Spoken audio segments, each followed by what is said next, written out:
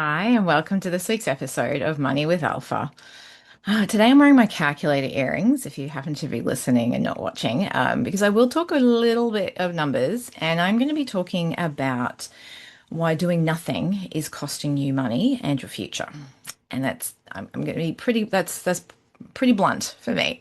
And I don't want to scare you, but at the same time, I do want to provide you some information that might light a little fire under you to get going with your money, because the more time passes and you do nothing, the harder it is to catch up and the more you have to do. So you actually have to do less if you start now than if you wait and start later. So, because time is your friend. So, there's a couple of concepts I'm going to talk a bit about today. I have spoken about them before, but I wanted to reinforce them because they're so important. The first one is compounding. The second one is income versus growth. The other one is the time of your life and the when and how to make changes to how you run your money as well. Because a lot of information that gets put out there is really kind of thrown at sort of 20 and 30-year-olds. And things do have to be done a little bit differently when you're in your 40s and your 50s and beyond. And then finally, there's diversification and what that actually means. Because I had a conversation with somebody recently, a very intelligent person, and it was clear they didn't really understand that concept because they were coming from a place of fear. So I wanted to be able to delve into some of these concepts a little bit more and to put some numbers behind it so that you can see and hear what, like, actually understand what I'm talking about in terms of the power of it.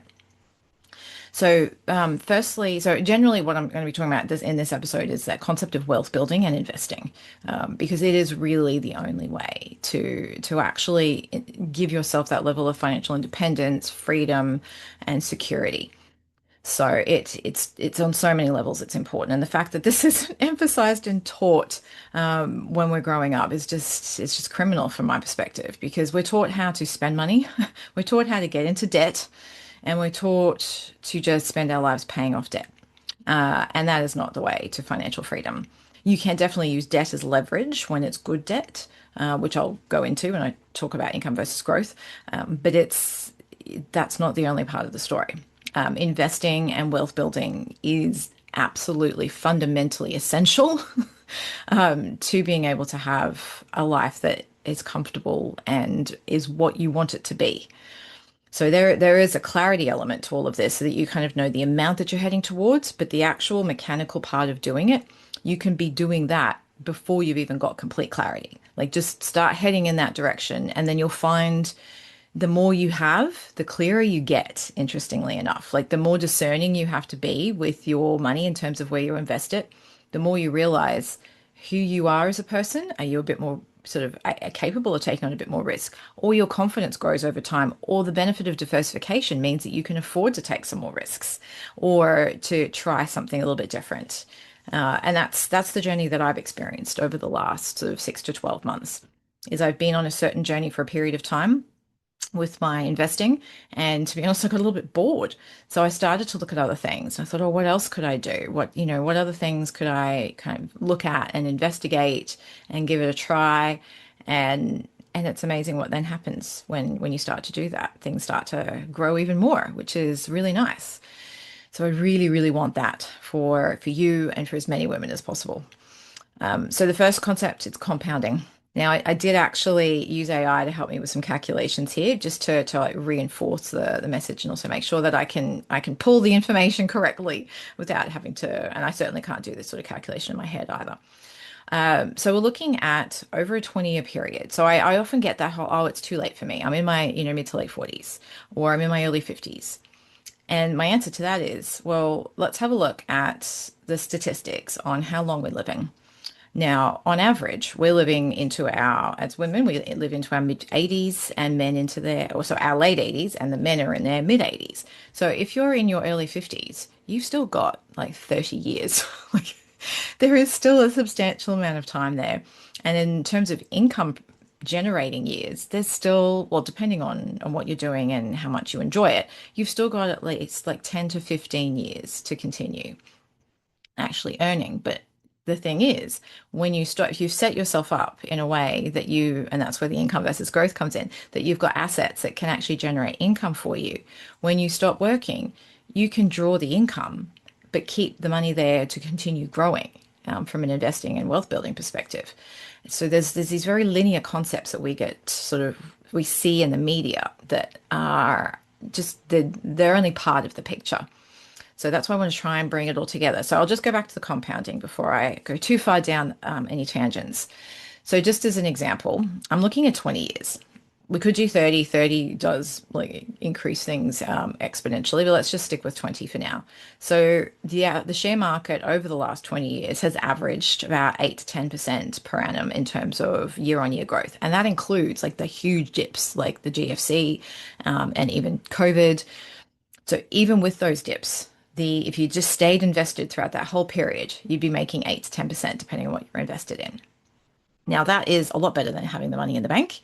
It's also higher than our interest rates in Australia. Even though they feel really high, investing in the share market is still going to give you a higher rate of return from a percentage standpoint than investing in, like, from a debt perspective, which is why a lot of people invest in property because the interest rates are still okay in that regard from a property investor perspective. It just feels harder when it's your home because it's where you're living. But you still have to pay somewhere to live. Anyway, I'm digressing yet again. So 8%, I will do an 8% and 10% for you. So if you just put $50 a month aside over at 8% over 20 years, it's just over $29,000. $100 a month gives you almost $60,000. So it's imagine having that extra cash. Like if you could try and get $100 out of your budget, and sometimes it's literally just a few subscriptions and maybe a little less food waste, a little less eating out. It is actually amazing how easy, with my clients, like minimum we find without even trying is $300 a month. Like that's just standard. So it's actually quite easy once you really start to delve into it, but you have to have the visibility to do that. I'll talk about that a bit later as well. So that's just 8%. If it's 10%, then $100 a month gets you to just almost $76,000. Like that's pretty nice to be able to have that kind of money. Imagine if you did nothing now, you wouldn't have that. But if you did, you would. And as you start to find ways to find that $100, it's amazing how easy it is then to try and find an extra 50. And if you're running your own business, you can work on ways to maybe sell more of a profitable product or service, cull down to just like maybe your signature pieces, whether it's product or service, and then just start to really double down on the income and the profit generating elements of your business. So then you can pay yourself a little more. So then maybe you can up it to $200 a month. So the numbers then just double again, and then you're at 150,000 as well. It's amazing the time value of money. And then but if you don't do it, you're actually losing money. Like you're not even just losing that, $76,000. You're losing the benefit of, and for what? You're just not going to have that in the future. So compounding is extremely important. And when it comes to investing, there's an old adage that says it's time in the market, not timing the market, because that's the other thing too. Like, oh, the market's what's happening right now. I mean, I know what's going on because I look, but that doesn't influence my buying and selling. Well, I don't sell at all, but that doesn't influence my buying time frame. I literally just have an automatic investment that just keeps like auto invest into ETFs. I've picked 3 ETFs. I've set up an auto deduction every month at the same time, and it just goes and it buys them every month, and it just keeps ticking along. Some months it's up, some months it's down, but overall, when I look over, because I do my own little performance reports every quarter, when I look over the last 10 years, because it's interesting. It's a little bit like, watching your children grow. For the longest time, you don't really notice it. And all of a sudden, you're like, whoa. And people who haven't seen them for a little while just go, wow, you've really shot up. You're like, oh, yeah, I guess you have. Because it's that, incremental change we don't necessarily see. So I've noticed that as well. Like I sometimes go, oh, well, this hasn't been growing that much. And then I look back 5 years ago even and I go, wow, that actually has grown quite a bit. And look at all of the dividends that I've had come in as well, which I reinvest. So it compounds too.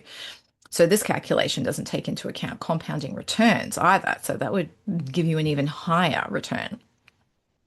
So that's the benefit of compounding. Then comes the concept of income versus growth. So what we see, when there's news and the market drops, even though we see, oh my gosh, it's dropped by like 10%. It's like, well, it dropped 10% about 3 months ago and it came back. So if you're watching me, I'm doing like a baseline. We're starting here and it goes up and then it drops 10%. And then it goes up again, and then the next 10% drop is not the same as the first 10% drop because it's gone higher since it started the next drop. So it's like this incremental up. Sometimes it might dip back down again, but it will over time. When you look at the share trading charts, it does go up. And that's why they say when you're investing, it's 7 to 10 years minimum. So, and I'm talking about 20 here. So this is for you, future you. And future you will look back and go, thank you so much for doing this for me now, because it means I have more choices and I can live more intentionally. I can take the holidays that I want. I can maybe go on that.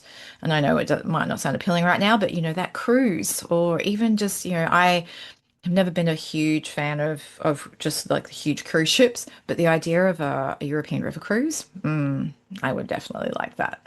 So that's something I'm going to do. Maybe not right now because I've got other things I want to do, but when I'm a bit older, because it just looks fun and relaxing as well. So that income, so that's what happened. That's the growth part, but that's the value of the shares or the exchange traded funds, the index funds that you may have.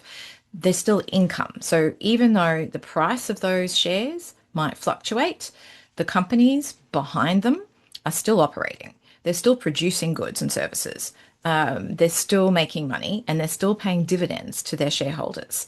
So in some of those, you might have shares in like Microsoft or Meta or Nvidia or Alphabet or all these different companies, whether they're software or income producing, like the Asian ones, like you've got Samsung and what are the other some of the big Tencent and Alibaba. They're all still operating and they're still profitable.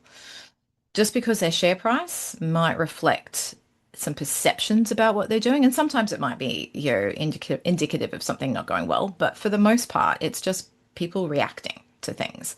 It might be, somebody announcing more tariffs that just makes the market dip and then the tariffs get revoked. There's all these sorts of things that we can't control that impact the share price, but the underlying shares and the companies behind them are still paying dividends. So you're still earning an income. And that's also where, like investment properties, they'll have rental return, which is the income coming in. Perhaps in the sort of the first sort of few decades, it's going to be negatively geared, which means that there's more expenses than income. But over time, after those, there's a bit of a tipping point when you have it's a loan to pay where you're paying mainly interest and a little bit of principal, and then it'll start to shift, and then it'll become the point where you're paying more principal than interest, and then it's a very quick downhill slide to zero, which is great. And then by the time you get to retirement, if you still have that property, you can either sell it if you need the cash, or you can live on that income, but the growth, like the actual underlying property, will continue to grow in value. So that's what makes property always so appealing, is that future state. You're not going to buy it to go, oh, I'm going to, work hard to pay off this debt. Now you're looking to the future. The same thing goes with share investing as well. They're both similar concepts, just the execution's a bit different and the leverage is a bit different in terms of using debt to help you get there faster. So, but it's important to remember that there's income as well as the growth of the underlying asset or the price, which can fluctuate for shares more than property, but it's still there. Then there's the time of life decisions. So by that, I mean, when are you going to need income versus the growth of when do you need the income in order to survive or to live? Or when can you reinvest it? I was having a conversation with a client yesterday who was going through a phase of life where even though they're a bit younger, they're taking a bit of a break. So they're not going to be working as much, doing a little bit of traveling in a camper van. So they need the income. So we're looking at what they're doing now in terms of, okay, well, what you have in terms of money needs to generate you an income so that you can live off that, rather than having to work. And there's savings and there's a bit of an inheritance in there as well. So we're sort of looking at how to put it into places. And then, for instance, with the investing, it's like right now you would have the dividends paid to you because you actually need that income. But down the track, when you are working again and you've kind of resettled yourself and you're off in a different direction, you're not going to need that income as much. So you can have it reinvested so that future you can have the benefit of those compounding returns. So it's time of life and the decisions that you need. Like I have all my dividends reinvested because I don't need the income to add to my taxable income to pay tax on. It can just go back and compound for me. Whereas my mother, who's in her 80s, does need that income because she's retired. So she doesn't have the dividends reinvested. So it's things like that, that just little tweaks and understanding it and being intentional with it and connecting it to what you actually need in your phase of life right now is very important. But it does get overcomplicated sometimes. But that's that, income versus growth. And that time of life part is very important. What is it that you want? Are you still looking after young children and that extra income would come in very handy? Or are you going back to work and you don't necessarily want to add to your taxable income right now? And that money, you can not see it and be able to live without it. Sometimes we get in this like, oh, I just need that just in case, but then the money just disappears because we don't really know what that in case actually is. And that's why I created the money pie. It's to help give that money a purpose so that it doesn't just disappear. Uh, don't get me wrong, there are still things where it disappears, but less so. We're human and there's things thrown at us every day. And there's things like, for instance, this week, we had a flat tire on Sunday. So I took it to get repaired yesterday. Oh, we can't repair it. You need a new one. That's another $185 that I hadn't planned on. So, there's things like that that just like crop up. And that's the second tire I've had to replace in the last like 4 months. So but you have money set aside for those things. So I don't need to worry about reinvesting my dividends because I know I've got money elsewhere for emergencies or unexpected expenses. So that's where the money pie helps you get a bit more organized. So that's the time of life. And then finally is diversification. So this is one that I think is not really talked about enough and sometimes might be misinterpreted or misunderstood. So you can have investments, but that doesn't mean that your entire money situation. So if I look at your money as that pie, you're not putting all of it into investing. You keep some of it for emergencies, for the unexpected expenses when, the tires burst or whatever. And then you keep some money aside. Like, for instance, my money pie looks like I've got money for unexpected things. So I call it buffer. Could be emergencies, whatever word works for you. I've got a slice for travel so that whenever I want to travel, I just pull money from there. And that's money, the higher the balance, the more I'm like, oh, I need to have traveled for a while. I've got money in there. So travel is mine. That's my fund. Then I've also got one for my daughter, and that pays for her current school fees, all of her activities, because she does gymnastics and circus and piano and all these things. But also for future school fees, because she's in primary school right now. High school's going to cost more. So I already started saving about a year ago for high school fees in sort of, well, now it's 2 years' time, but it was three at the time. So that it's money aside for that. So that's that one. Then I have another one for invest. And so I have money to go into investments. I feel like and I have one for a bills overflow account. So whenever there's bills that come in quarterly instead of monthly, I put money aside monthly and we pay some annually. So January is like a huge month because all of the insurances come due. So I spend the entire year saving for January, essentially. So that's my money pie. So that when stuff comes in, I know exactly where it needs to go at the end of every month, and where that money has its home, and what it's for. And then sometimes I'll have like a little bit extra left over. I was like, right, that's going straight into the share account. And that makes it feel so much more freeing and relaxing to know that I have a clear purpose and I'm not micromanaging it. It's literally those like five pie slices and they correlate to five different bank accounts or an investment account. It just makes it so much easier. But there's that diversification that I'm talking about is then you've got to make sure that you've got the cash reserves that you need to feel safe and secure. And that can differ for different people. And it also depends on what's going on. Like, for instance, this client who wants to go and travel a bit, her security buffer is a bit higher because she's not earning any income at the moment. Whereas my security buffer is lower because I am still earning income, but that buffer is there to give me about 6 months, 6 to 12, depending on how good I am with budgeting, if I ever needed to, if there was no money coming in. So it's kind of like my income protection insurance. I'm self-insuring in a way, and I prefer to have that money in my account earning interest rather than paying an insurance company. That's how I look at it. So then the rest of it, excuse me. So that's usually I try and keep about 30% in things that are a bit more secure, whether it's outright cash or in sort of fixed income or things that are sort of more stable and more, well, I mean, not necessarily more liquid, but more stable.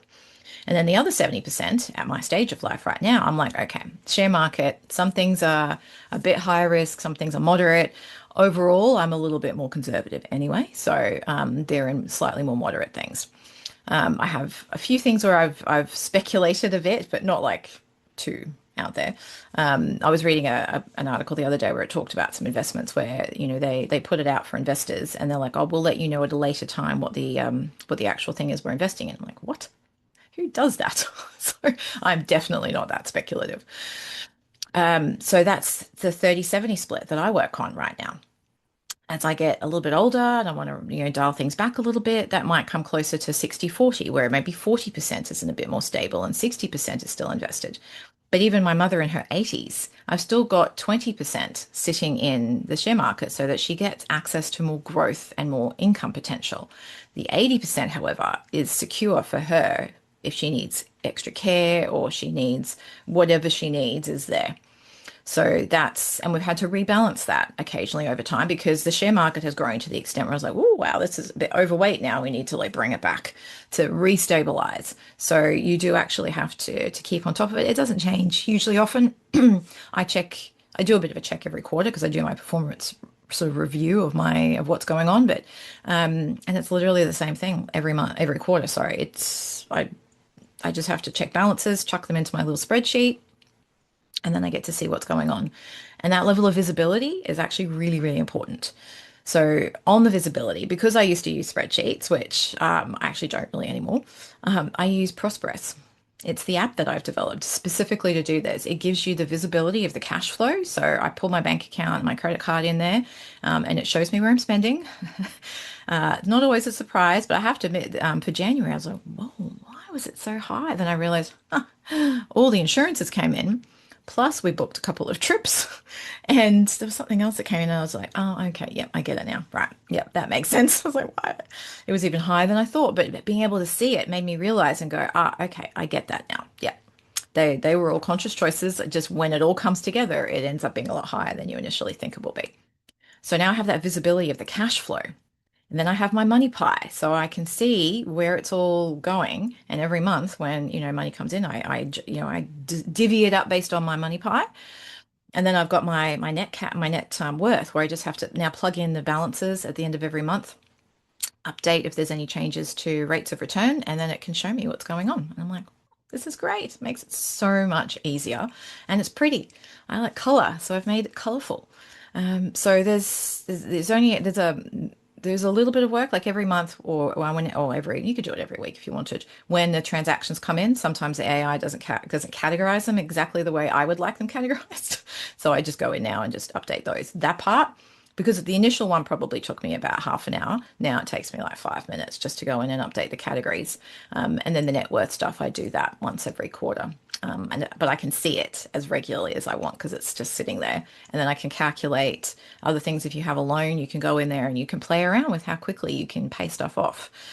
So visibility is extremely important. And with the visibility, then adds to your level of clarity when you start to see how things are going and you see what's possible. Because until you can see it, you don't even necessarily understand. Because I deal a lot with clarity, but then sometimes when I go to events, I'm like, oh, we need to get clear on this. I was like, oh my God, I'm not clear. I don't like, why do we start with clarity? If I was clear, I'd be doing it. So sometimes you actually need that visibility first so that you can then start to become a bit clearer. So it is a bit iterative. And then comes the flexibility. That's where the money pie can flex with you as life changes.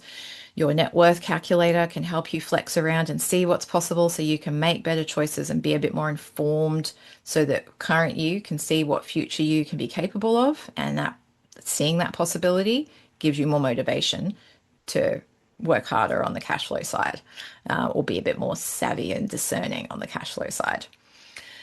So that this is the cost of not doing anything, is not having access to all of this and not being able to build wealth and grow and manage your cash flow and see it. Avoiding it is just putting things off. And it's going to make it harder and harder to do the longer you leave it. So the four things we spoke about today was compounding and the absolute value of investing and tapping into the power of compounding. Being cognizant of income and growth, not just the growth in like the share market prices. Like think about it in terms of the dividends and the income that you can earn as well. Looking at your time of life and the decisions that you need to make in terms of, do you take income or do you focus on reinvesting? And then diversification is also linked to your time of life too, to go, well, how much do I need to keep in cash? How much do I need to, or in stable assets? And how much do I need to, should I invest so that I can have the benefit of both? And it gives you that balance. So I hope that wasn't too overwhelming. There was a bit there. You might need to replay it again and feel free to reach out with questions. If you wanted me to delve into anything in a bit more detail, just let me know and I can always do an episode on that. So, and if you want to check out Prosperous, it's Prosperess, so prosper with an ESS on the end, .net. It's available now, and yeah, I love it. I've been using it, and I'm enjoying it myself. So, and I've had some really good feedback as well. So you can check it out. It's got a free 30-day trial, and see if it works for you. So with that, I'll leave you to have a wonderful week, and I will catch you in the next episode.